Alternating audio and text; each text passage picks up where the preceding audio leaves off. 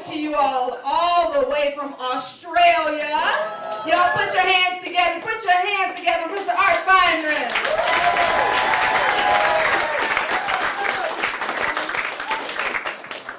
Hi. I like to think of myself as the thinking man's comic.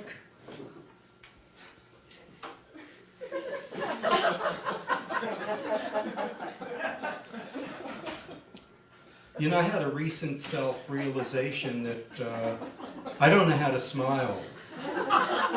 So I went to a shrink to get some help, and when he told me his fee was $200 a session, I said, forget about it, some things just ain't worth fixing.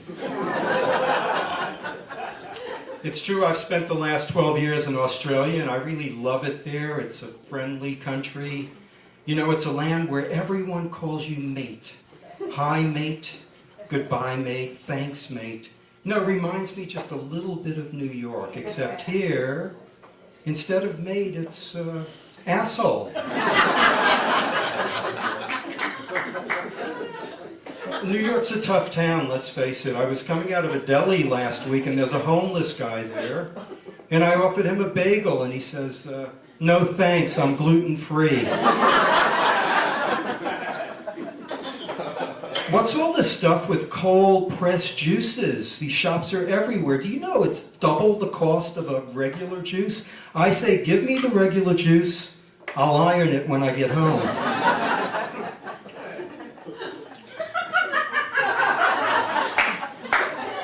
And have you noticed less and less people are walking their dogs these days? They carry them.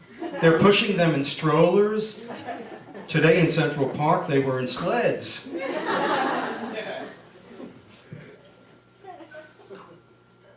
The other day, I heard a woman ask her dog where it wanted to go for a walk. I mean, what did she expect it to say? I'm tired of Central Park. This week, I'd like to go piss all over Tribeca.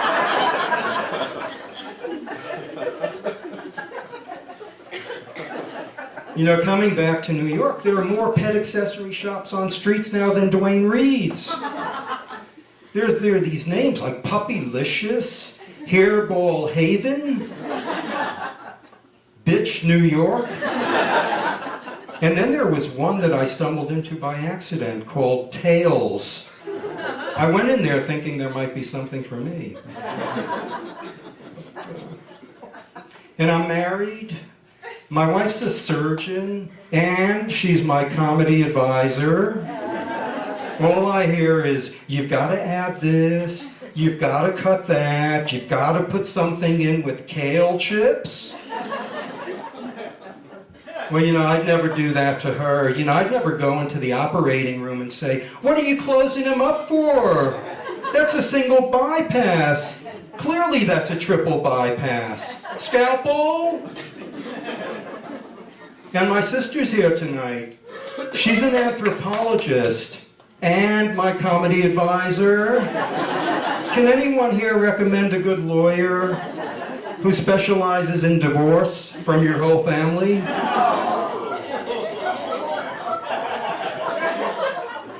And I've got a very cute 3-year-old boy, and you know, I thought about bringing him here tonight, but then I remembered that his very first sentence was, Daddy, that not funny.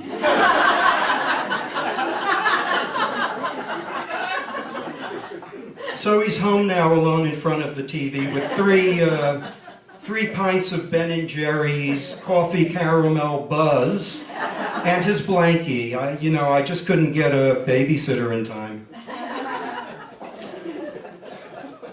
And my mother's 93, lives here in the city, and yeah, I'm 93 too. And she needs 24/7 care. And we found this great African-American aide for her. But about a week ago, she calls me and she says, listen, I don't think I can stay. I don't think your mother likes black people. I said, don't take it personally. She doesn't like black people. She doesn't like red people. She doesn't like yellow people. She doesn't like me. And the truth is now I'm in my upper 50s and I'm kind of thinking, when does one become a like senior citizen.